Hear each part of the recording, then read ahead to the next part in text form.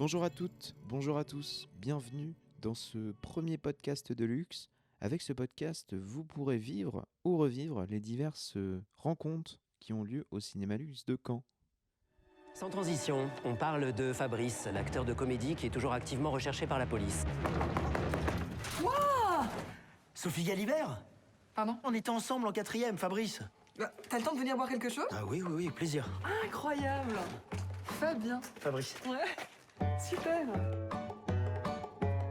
Jean-Pierre, je te présente Fabien, c'est un camarade de collège que je viens de croiser par hasard. Bah enchanté Fabien. Fabrice. Enchanté. Bah, moi j'ai connu un Fabien, mais il était de Tarbes. Le 9 février, nous avons reçu au luxe le réalisateur François Desagna et le scénariste Jean-Luc Gagé pour une avant-première du film Zai Zai Zai Zai. Ce film sera disponible en salle dès le 23 février 2022. Je vous laisse maintenant découvrir cette ciné-rencontre. Merci. Merci beaucoup pour ce film. J'ai une question que je me posais déjà avant d'entrer dans la salle, assez facilement. Comment vous faites pour écrire des dialogues brodés à partir seulement des cases sur 50 pages? Comment vous faites pour écrire un scénario de 50 pages à partir de 50 pages de BD? Pardon? T'as dit quoi? Avec un ordinateur. Bravo. Première vanne. Merci. Comment on fait? Je sais pas trop. Je pense que moi, quand je découvre la BD, je suis hyper sensible à l'humour. Et à la deuxième lecture. C'est-à-dire que ça me fait énormément rire. Et derrière, ce que Fab Caro raconte sur la société, ça me parle énormément. Donc, j'ai l'impression que je suis super client. Je me projette énormément dans le personnage de Fabrice. Je pense que je sais pas si j'aurais pris un poireau ou si j'aurais menacé tout le monde, mais en tout cas, ce fait de subir comme ça les choses, je pense que ça me ressemble un petit peu. Et avec Jean-Luc, je pense que lui aussi est super sensible à la BD, à l'humour, au ton, etc. Donc, à un moment donné, on se connecte un peu là-dessus. Et on essaye d'avoir nos cerveaux qui se branchent un peu sur la même fréquence que Fab Caro, en fait. Mais après, c'est difficile d'expliquer. Enfin, il n'y a pas de. Pour traduire un peu ce que dit monsieur, On comprend rien. c'est non, pas ce que dit François, mais ce que dit monsieur, c'est en fait parce que tout à l'heure j'ai bien vu quand vous avez présenté. Vous avez dit oui, et puis ça a été le hasard d'un producteur, et Jean-Luc faisait un peu la moue parce qu'il s'était passé autre chose sans doute avant. Et en fait, la réalité, c'est que peut-être la BD était réputée inadaptable, et peut-être vous l'avez même vous-même pensé en fait. Et d'ailleurs, j'ai écouté Jean-Paul Rouve l'autre jour à la télévision, dans une émission, je ne sais plus laquelle, mais qui disait exactement la même chose, c'est que lui, il pensait qu'on ne pourrait pas adapter cette BD.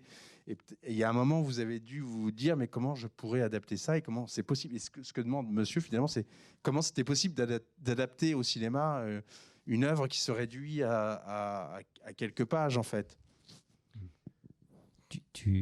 Voilà, j'avais pas de question. On n'a pas la même aventure de la découverte de la BD, puisque moi je l'ai lu parce que les producteurs m'ont contacté. On l'a forcé. Il était attaché. On m'a obligé. Et fouetté. Et on m'a payé aussi, donc ça c'est une bonne chose. Et du coup, j'ai lu la BD avec un bien intérêt, payé ou avec un autre intérêt que François, qui lui savait pas encore. Donc moi j'ai découvert la BD, on m'a proposé. Effectivement, quand j'ai lu la BD, je me suis dit qu'il y avait un énorme challenge, parce que je me disais. Contrairement à un des producteurs qui disait il y a un film, moi j'ai dit je savais pas où était le film, quoi. Je disais il y a un super univers, ça me fait beaucoup rire, ça me parle, et tout est bien, mais est-ce que ça doit pas rester comme ça, quoi? Pourquoi? Mais en même temps, ce défi, c'est quelque chose, c'est un peu ce qui nous anime quand on démarre sur un projet, c'est-à-dire que si on refait la même chose que la fois d'avant, c'est pas très intéressant. Et là on s'est dit, moi je me suis dit il y a quelque chose il y a un challenge, et j'avais envie d'y aller, quoi. Et puis après, ensuite, on s'est rencontrés et puis on a commencé à débriefer sur ce qu'on pouvait raconter avec cette histoire. Et puis voilà, toutes les phases, on a cherché beaucoup de choses. On s'est dit, qu'est-ce qu'on fait avec cette histoire? Est-ce qu'on étire l'histoire? Et puis finalement, il y a un moment, on s'est dit, on va continuer l'histoire de Fab Caro, puisque grosso modo, l'histoire, s'il y a histoire dans la BD, c'était 40 minutes, 35 minutes. Donc on se dit, bon. Et ça s'arrête à l'arrestation. Ça s'arrête à l'arrestation. Donc on a décidé de continuer l'histoire. Ça, c'était une première chose. Ensuite, on a décidé de transposer dans la BD, c'est un auteur de BD. Et puis on a dit, on va en faire un acteur de comédie. On a transposé le milieu de la BD dans le milieu du cinéma. Et puis on a eu aussi l'idée qui nous apparaissait assez Fab Caro de faire le film dans le film, de mettre en scène un événement. On commence à entreprendre le film d'un événement qui est en train de se... Là, c'était vraiment... Ça allait totalement dans le sens de Fab Caro. Et puis en fait, il nous manquait encore quelque chose. Et on s'est dit, il faut qu'on crée quelque chose de beaucoup plus sensible et intime. Et qui n'était pas du tout dans la BD, c'est de raconter l'histoire de ce couple qui explose au début à cause de cet événement, de ce fugitif qui s'en va, et de se dire, est-ce que ce couple va réussir à se retrouver à la fin? Et cet élément sensible, cette émotion qu'il peut y avoir avec ce couple, nous a permis, on s'est dit, avec tout ça, on en a sous le pied pour aller jusqu'à 1h23. Voilà, c'est un peu ça. Donc là, on constate qu'il répond super mieux aux questions que moi. Et François a quelque chose à rajouter? Non, c'est vraiment ça. En fait, c'est ce que tu dis, c'est que quand on se prend là où on s'est un peu pris la tête pour justement se dire, cette BD qui fait 70 pages, je crois, etc., comment faire pour faire un film, on s'est dit, quel est le film en fait? C'est-à-dire qu'une fois qu'on a en effet cette matière super, c'est quel est le film? Et c'est vrai que l'écueil dans lequel on pouvait tomber, c'est la succession de sketchs, quoi. Faire un film à sketch qui, au bout de... Peut-être, ça pouvait être hilarant pendant 20 minutes, mais je pense qu'on pouvait très facilement s'ennuyer. Et je pense que cet axe, dernier truc que tu as dit, c'est l'axe narratif émotionnel, en disant que, voilà, en s'axant sur le couple, la rupture et est-ce qu'ils vont se retrouver, c'était vraiment ça qui tirait justement une sorte de fil rouge qui nous permettait de faire un film. Et au-delà de ça, est-ce que à un moment, Fab Caro a été associé à l'écriture du film ou pas du tout? Non, pas du tout. Et il nous a fait confiance très très vite. Maintenant, il a été là régulièrement, dans le sens où nous on l'a beaucoup sollicité parce qu'on voulait en fait qu'il lise au fur et à mesure tout ce qu'on écrivait. Oui, il fallait qu'il valide en fait. Vraiment tout ce qu'on a, comme on a rajouté quand même beaucoup de choses, on voulait qu'il valide. Lui, il a jamais voulu être dans la création, mais par contre, il était. Voilà. Mais il n'avait jamais imaginé lui que ça pourrait donner l'objet. Pas du tout. D'une adaptation. Non. Je pense quand on a débarqué, il nous a pris pour des fous, je pense. Est-ce que vous voulez intervenir? Oui. Et est-ce qu'il l'a vu, du coup? Et est-ce qu'il en a pensé, en fait, Fab Caro? On le voit dans le film. Tout à fait, oui. Pour ceux qui ne connaissent pas Fab Caro, c'est lui qui dessine le portrait robot de Georges Clooney. C'était le petit clin d'œil qu'on avait envie de faire. Alors, si vous êtes fan de Fab Caro et si vous aimez ça, dans sa prochaine BD, il fait des planches où il raconte son expérience sur le plateau et c'est totalement hilarant. Il était totalement traumatisé à l'idée de venir dire une phrase. C'est très drôle. Il a vu le film. Oui, alors, ça s'est passé en 2 fois. Il l'a vu 2 fois. La première fois, c'était une projection entre les gens de l'équipe. Le montage n'était pas tout à fait terminé, mais quasi. Et on était une quinzaine de personnes dans la salle, et puis il était au milieu, puis les lumières se sont rallumées, tout d'un coup il a vu genre 15 personnes se tourner vers lui en attente de savoir est-ce qu'il validait, est-ce qu'il avait aimé, etc. Donc je pense qu'il est resté genre totalement tétanisé à ce moment-là. Et de manière de manière très honnête, je savais pas s'il avait aimé ou pas à ce moment-là. Je pense que, encore une fois, c'était sa première vision, il y a eu un côté un peu un choc. Heureusement, je sais pas, 1 mois plus tard ou 1 mois et demi plus tard, il y a eu une projection officielle dans un grand festival à Montpellier. Il faut savoir que lui, il est de Montpellier et c'était dans une grande salle, il y avait 900 personnes et il a été accueilli comme une rockstar. C'est-à-dire qu'en gros, Georges Clooney à côté ou Gilles Lelouch, je pense que c'était vraiment Fab Caro, c'était genre la star de la soirée. C'était complètement dingue. Et donc, il a vu le film à ce moment-là dans des très bonnes conditions avec 900 personnes qui réagissaient, avaient très très bien réagi. Il était à côté de moi, il s'est marré tout le long et là à la fin il m'a dit qu'il aimait vraiment le film, etc. Mais voilà, ça s'est fait en 2 temps. D'autres interventions Oui.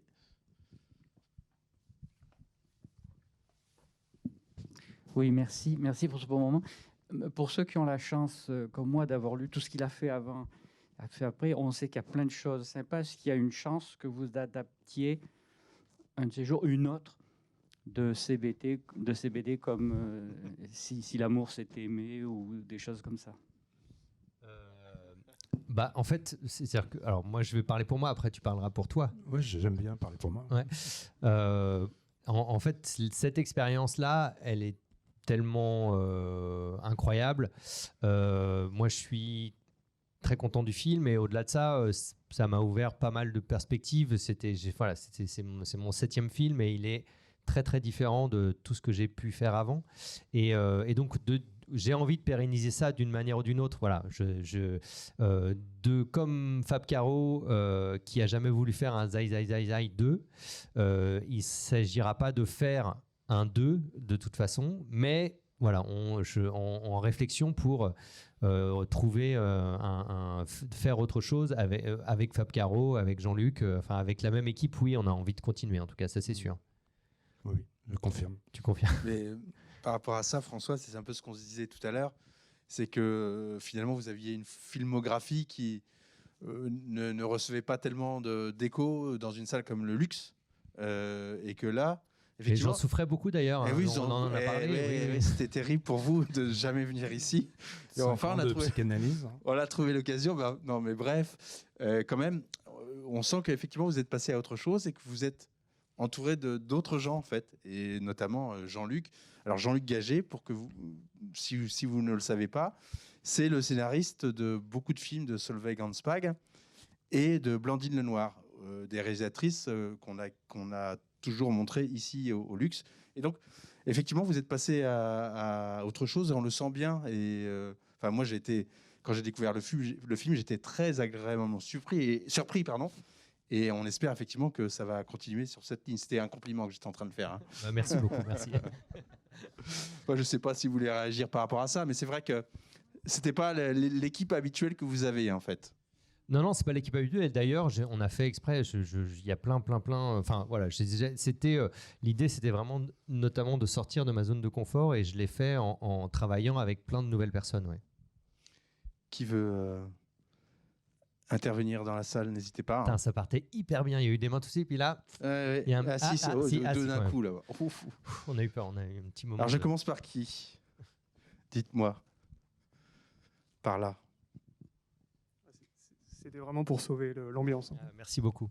J'attendais beaucoup le gag de la voiture qui fait des tonneaux et qui repart toute seule, mais malheureusement, vous l'avez pas retenu. Pourquoi ce choix? Renault n'a pas voulu. Oui, alors pour ceux qui connaissent... c'est vrai que la chute. Ouais, c'est ça. Pour ceux qui connaissent pas, il y a juste une planche, c'est juste un seul dessin avec une voiture qui fait des tonneaux en l'air comme ça, de manière totalement absurde. C'est-à-dire qu'il a été pris en stop par quelqu'un, puis c'est juste un dessin. Puis la voiture, elle est un peu à l'envers dans les airs comme ça, comme si elle faisait des tonneaux toute seule. Et puis il y a juste une phrase, juste une bulle. Et c'est Renault, c'est vraiment de la merde. Alors c'était pas du tout par rapport à Renault, parce que je pense qu'on ne se serait permis, ou alors on aurait choisi une autre marque de toute façon, voilà, bref. Non, c'est plus on parlait du ton en fait particulier de la BD. Quand nous on a travaillé sur tout ce qu'on a rajouté, en fait, on a essayé de se fixer une espèce de ligne directrice qui était de ne pas faire de gags gratuits. Et la force de la BD de Fab Caro, c'est que la grande majorité de tous les gags, de toutes les vannes qu'il y a dans le truc, il n'y a rien de gratuit. À chaque fois, il y a un sous-texte et à chaque fois, ça raconte quelque chose. Cette vanne-là, elle est un peu gratuite et elle est pour nous à refaire, compliqué à remettre en place.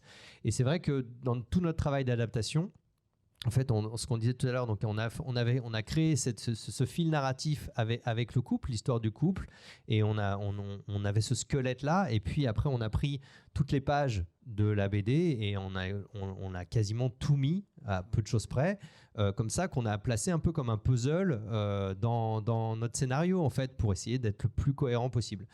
Il se trouve que cette page-là, au-delà des difficultés techniques qu'il y avait, voilà, on n'a pas trouvé d'endroit vraiment où la mettre. Mais par contre, il y en a une autre, un peu dans le genre, parmi la déambulation au moment où il fait du stop, où il passe de voiture en voiture, que je regrette de ne pas avoir mis, qui aurait pu être très drôle, c'est quand il fait du stop et qu'il y a le groupe de gospel qui chante derrière lui. Et il dit, comme par hasard, un groupe de gospel qui chante pile à l'endroit où je fais du stop. Et voilà, ça fait partie des... Quand j'ai relu la BD il n'y a pas très longtemps, je me suis dit, ah, c'est con, on n'a pas mis celle-là, on aurait pu. L'autre question, c'était derrière. Alors, je m'excuse par avance parce que ça va pas être très constructif comme question, mais Très bien. à plusieurs reprises, on voit le portrait de quelqu'un sur des autocollants, des cadres en arrière-plan. À plusieurs reprises, on voit le portrait de quelqu'un dans des autocollants sur des cadres ou des choses comme ça. J'aurais voulu savoir qui c'était. C'est le président du monde qu'on décrit, en fait. C'est-à-dire que ça fait partie de toutes les petites idées que Cyril Houplin, le directeur artistique du film, a eu pour justement recréer ce monde un peu dystopique. Les voitures qui sont toutes de la même couleur. Avec les voitures, etc. Et donc, il y avait cette idée d'avoir un portrait présidentiel qui soit présent partout, un peu comme une sorte de Big Brother, en fait. C'est-à-dire que dans toutes les familles, évidemment au commissariat, mais partout sur les mugs, en effet, sur les tatouages, les gens se font tatouer, il y a le tatouage sur l'épaule du complotiste, ou alors sur les fesses du mec qui se fait tatouer, etc. Et donc il y a ce portrait présidentiel, cet homme bienveillant et charismatique qui comment dire, regarde son peuple finalement avec bienveillance, et voilà. Et en l'occurrence, c'est moi qui ai joué c'est moi le président du. Oui, c'est ce que j'allais dire. Ouais, dans la mise en abîme, le président, c'est vous. Ouais, en fait, c'est pas moi qui ai choisi, c'est l'équipe. Ils ont tous dit. Enfin, quand il fallait faire ce portrait, etc. On dit, qui va interpréter le président, et tout le monde s'est tourné vers moi et fait, évidemment, c'est toi qui va le faire. Parce qu'on pourrait aussi penser que dans la mise en abîme, le personnage aurait pu ne pas s'appeler Fabrice, mais François. Alors, en fait, c'était ma première idée. Ma première idée, c'était que c'était moi qui devais interpréter le rôle, etc. Mais si ça avait été moi, on n'aurait jamais pu monter le film. Et donc, voilà. Donc, j'ai dû remballer mon idée, mon orgueil. Et donc, mais c'est vrai que, oui, je me serais bien mis en scène moi-même dans le truc pour, en effet, continuer à prolonger cette mise en abîme que fait Fab Caro. D'autres interventions dans la salle ? Oui. Déjà, merci pour ces moments de rire. Et par rapport à ça, j'avais une petite question, juste simple curiosité. Lequel des gags vous fait le plus rire dans le film, si vous en avez un Moi, je crois que c'est la scène de reconstitution quand il joue mal, quoi. Franchement, cette scène me fait hurler de rire. Enfin, il y en a plein d'autres, mais celle-là. Et aussi la scène aussi quand il est chez en Lozère, chez les amis, voilà, sur le canapé. C'est là, et j'adore les deux acteurs, et cette scène est absolument hilarante. Et Jean-Luc, la scène qui n'apparaît pas, est-ce qu'elle était hilarante ou pas ? Oui. Une scène hilarante que François n'a pas voulu mettre. Je me suis battu pendant des semaines. Et François, donc, du coup... Moi, peut-être juste peut-être la vanne qui me fait le plus rire, c'est « Vous êtes en hypocagne ». Donc ça, j'avoue que celle-là, je l'aime beaucoup. Après, j'ai deux scènes qui me... il y a la scène des bouteilles de Perrier aussi, pardon. Oui, mais ça... Ça, c'est tout le monde, je pense. Non, moi, il y a deux scènes que j'aime particulièrement, qui sont pas forcément les plus drôles, mais je sais pas pourquoi. Quand elles arrivent, j'aime beaucoup les voir. C'est celle où, justement, quand Fabrice quitte les Galibert et il leur dit au revoir, et il leur dit... c'est marrant quand même, la vie, c'est quand même plusieurs petits chemins, puis si tu prends pas le même chemin, finalement, tu n'arrives pas au même endroit. Et puis voilà, puis il dit à Jean-Pierre Galibert, il dit, ça me fait moyennement plaisir de te connaître. J'aime beaucoup cette scène. Et puis il y en a une autre, mais alors qui est pas drôle. J'ai l'impression que, je sais pas, J'adorais l'écriture, je l'ai peut-être raté un peu en mise en scène, mais j'aime bien la retrouver. En fait, c'est la scène miroir de Benjamin, donc de Ramsey, qui embrasse Julie Depardieu dans le cou, qui embrasse Fabienne dans le cou et qui dit est-ce que c'est le bon côté, elle lui dit non, c'est pas le bon côté, etc. Donc où lui c'est totalement inséré dans la vie, donc c'est exactement la même scène que la première et où elle se rend compte que parce qu'il y a l'œuf en fait au plat, il déconne et donc il y a quelque chose qui déconne et c'est ça, c'est son moment de déclic. Ouais, j'aime bien cette scène, j'aime bien ce qu'elle raconte et voilà, c'est mes scènes préférées. Oui, bonsoir et merci. Moi, j'ai 2 questions. La première, c'est de savoir si vous avez prévu de montrer le film à l'école de police. Et la deuxième, c'est plutôt une inquiétude, en fait. Est-ce que vous craignez pas que le développement des applications numériques de fidélisation pose des problèmes lorsque le film voudra passer à la postérité ? Par rapport au fait que les cartes de fidélité, maintenant, sont sur les applications, oui, bien sûr. Je sais pas, après, quand Ridley Scott il fait Gladiator, il n'y a plus trop de combats de gladiateurs aujourd'hui.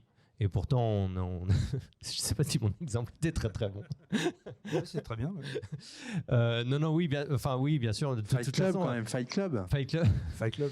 Non, mais aujourd'hui, je pense que le film, il a un truc un peu dans l'air du temps et peut-être qu'en effet, ça risque peut-être que dans 20 ans, on dirait qu'est-ce que c'est que cette histoire de carte de fidélité ? C'est quoi une carte de fidélité ? Voilà, c'était quoi ? Et même peut-être que justement nous, on dira à nos petits enfants, on dira, tu sais, quand on avait ton âge, il y avait des cartes de fidélité. Et voilà, on leur racontera. Ce sera une manière de raconter finalement le. Ce qui sera bien pire, c'est qu'il n'y aura plus de poireaux. Et non, ça c'est sûr. Et alors, sinon pour on s'y emploie. Le montrer à la police ? Oui, bien sûr. C'est en route. C'est prévu. Bon, avec les agrafeuses surtout. Oui, j'arrive.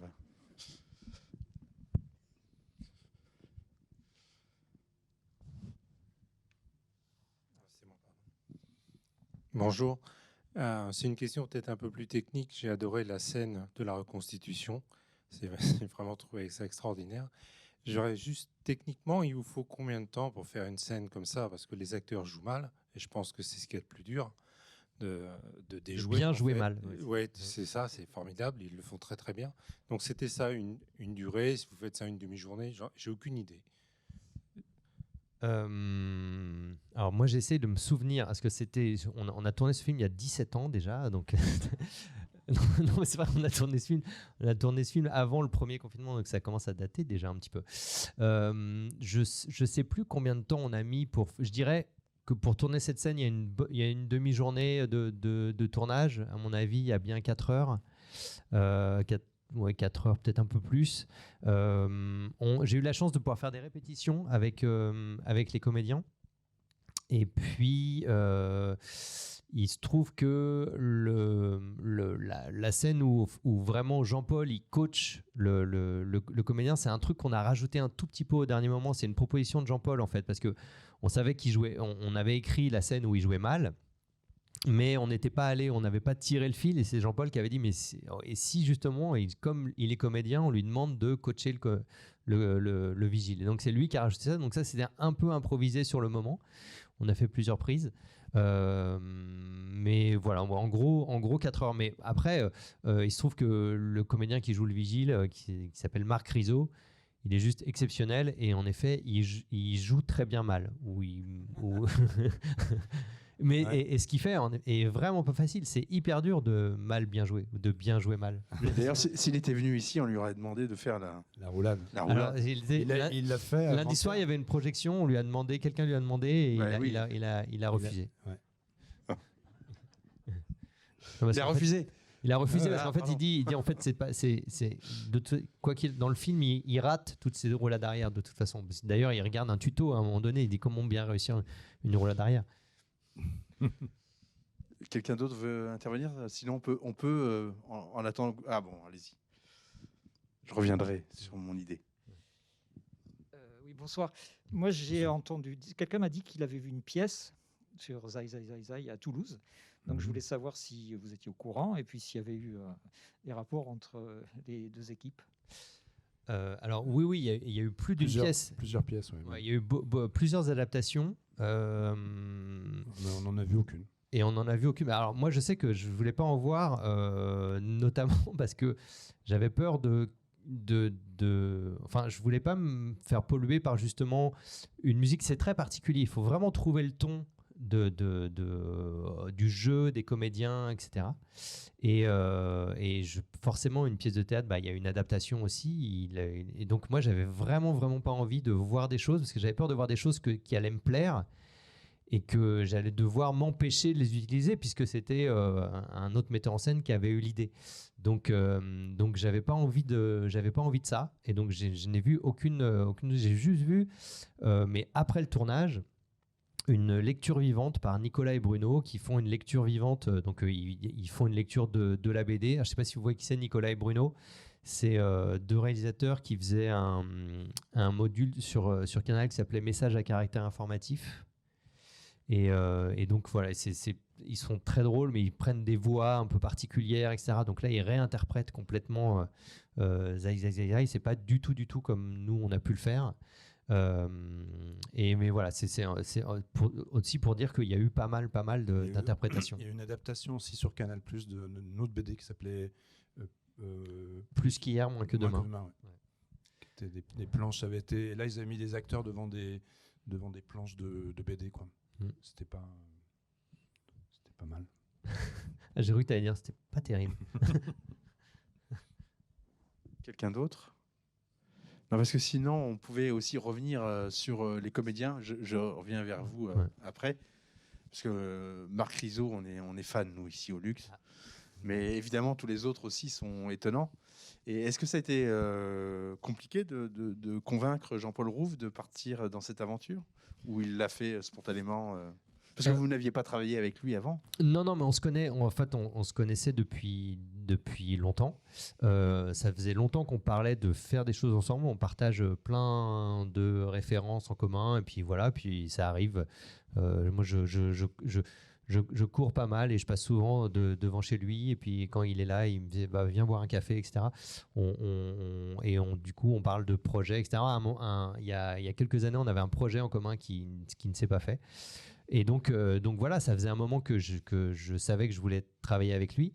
Et puis quand il y a eu l'opportunité de faire Zai Zai Zai Zai, je lui ai proposé tout de suite. Il a été plutôt sceptique au départ, mais comme tout le monde, c'est-à-dire que voilà, on savait que c'était compliqué, que c'était un défi.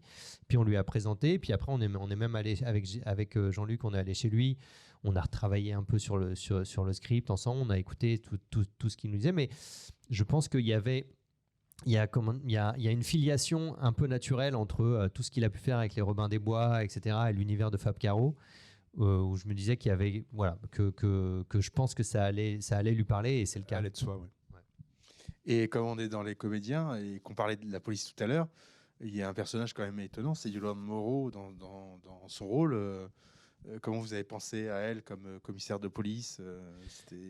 Alors Yolande, c'est une histoire très marrante parce que c'était pas du tout elle qui était dans le scénario original. C'était un commissaire, c'était un homme. Et j'avais proposé le rôle à André Dussolier. J'ai tourné avec André Dussolier il y a quelques années et voilà, et pareil, régulièrement on se dit on aimerait bien refaire quelque chose ensemble.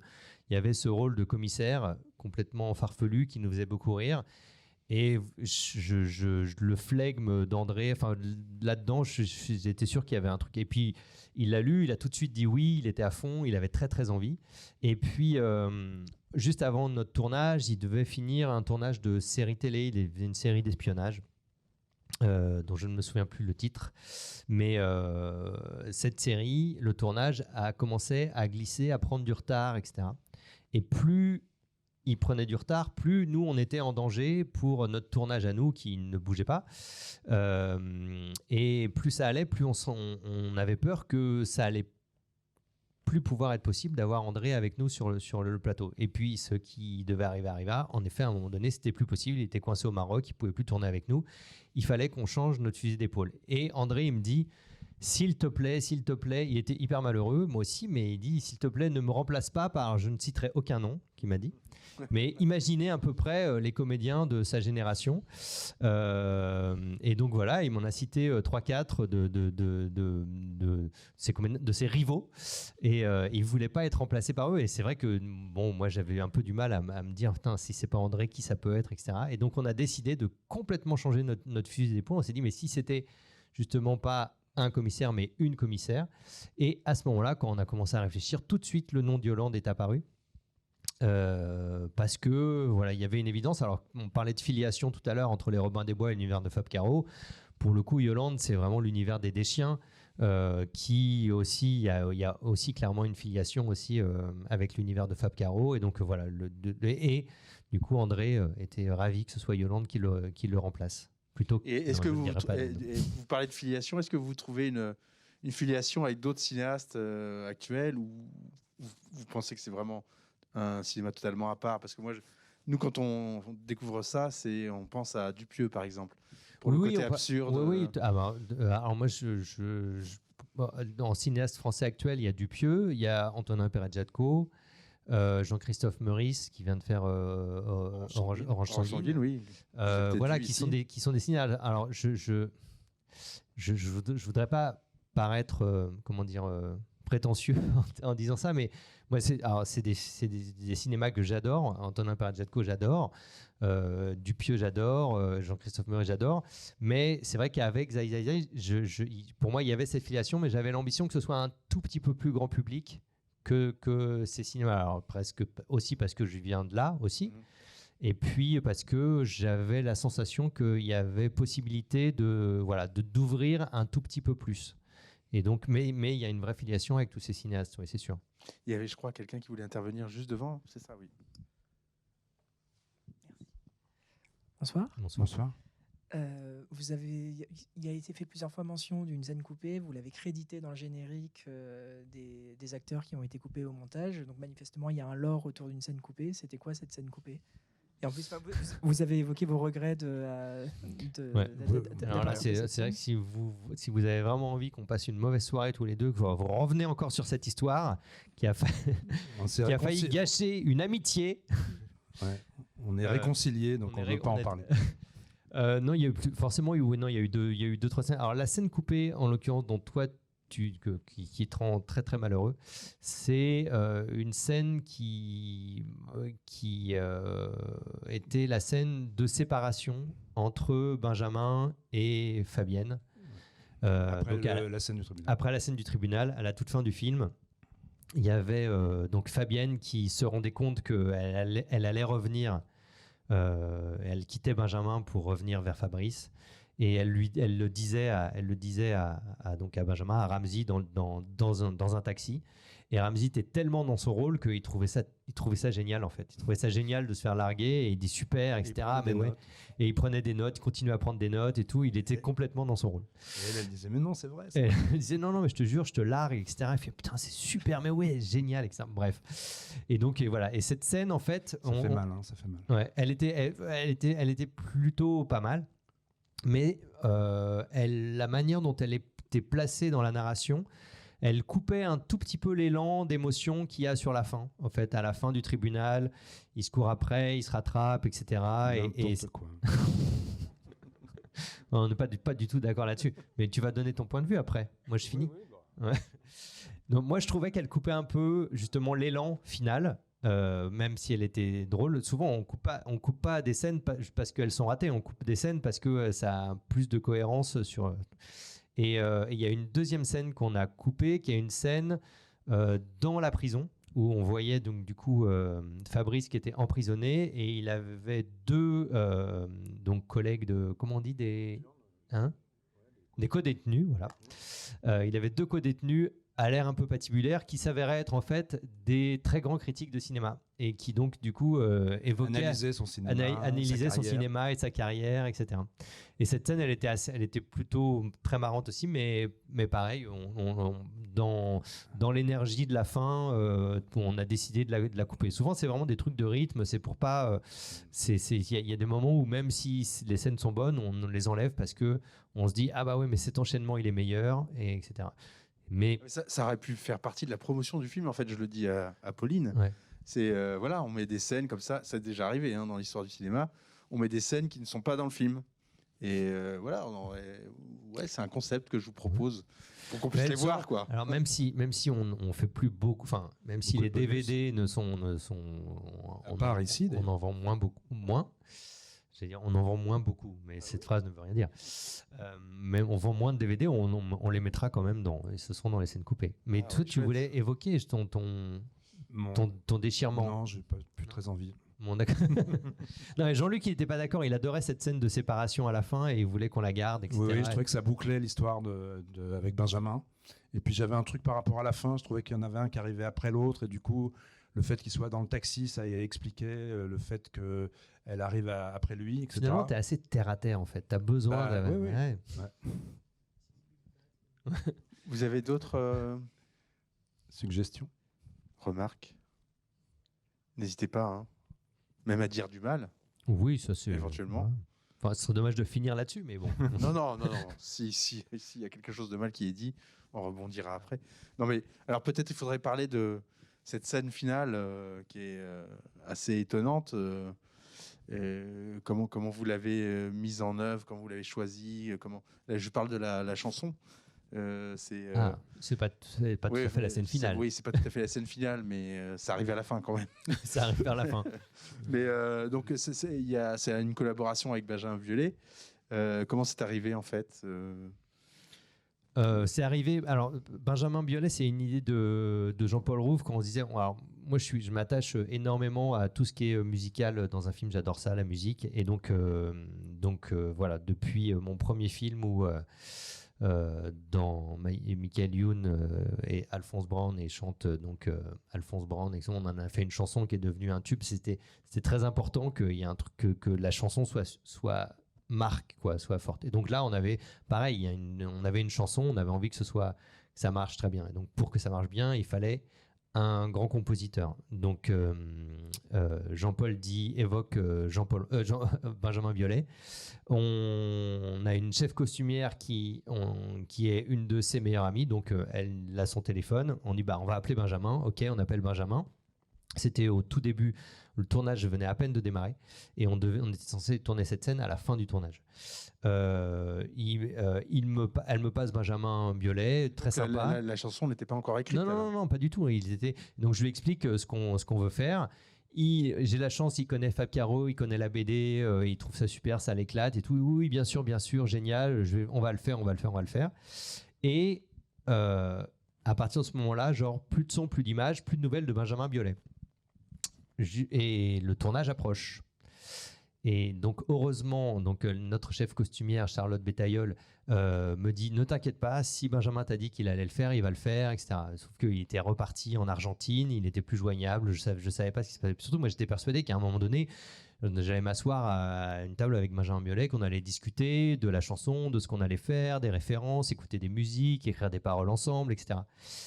Et à 5 jours du tournage, je reçois enfin un texto, et dans le texto il y a une maquette de la chanson avec paroles, musique, il avait tout fait, juste guitare-voix comme ça, et juste la chanson, c'est la chanson quasiment que vous avez écoutée là tout à l'heure.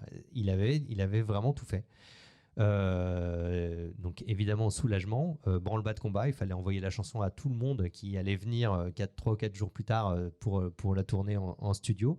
Et puis voilà, puis on avait appelé un peu tous nos potes pour dire qui veut venir chanter.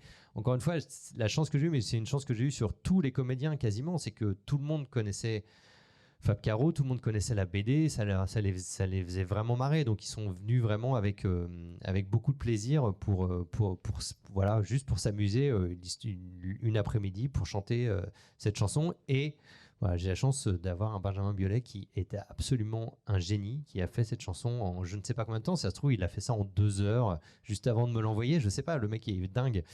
Et voilà, je sais pas si j'ai bien raconté cette Oui, non, tout à cette fait, mais ça anecdote. donne un générique absolument magnifique quoi, entre les acteurs, la collaboration au scénario, la musique. Évidemment, la source d'inspiration, c'est voilà, ça donne quelque chose de très beau et très réjouissant. Je ne sais pas si vous voulez encore intervenir, n'hésitez pas. Je regarde le temps quand même. Hop, hop, hop. Ah oui. Allez, une dernière question si vous en avez une.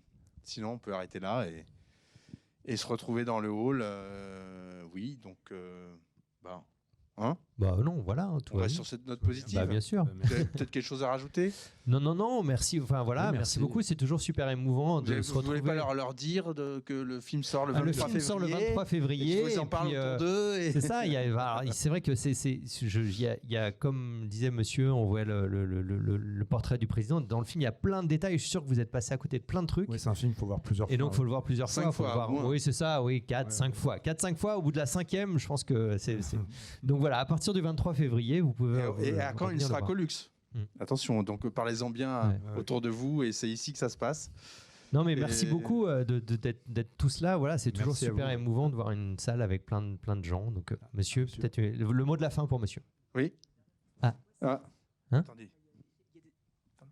J'ai une dernière question en fait, c'est chez l'acteur Oui. Fabrice et Fabienne.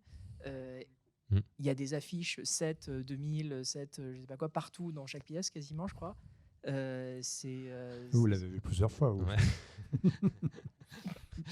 Oui, en effet. Alors là, pour le coup, c'est un artiste qui est de celle on a tourné le film à Montpellier. Hein. Donc c'est toute l'équipe d'écho est de Montpellier et il y a un artiste, je ne me souviens plus son nom, qui fait des affiches et qui est de Sète, en effet. Et il y en avait plein qu'on trouvait chouettes et on lui a demandé, il nous les a prêtés pour le film et c'était juste voilà, c'est juste pour le plaisir d'avoir ces belles affiches dans le décor. Voilà.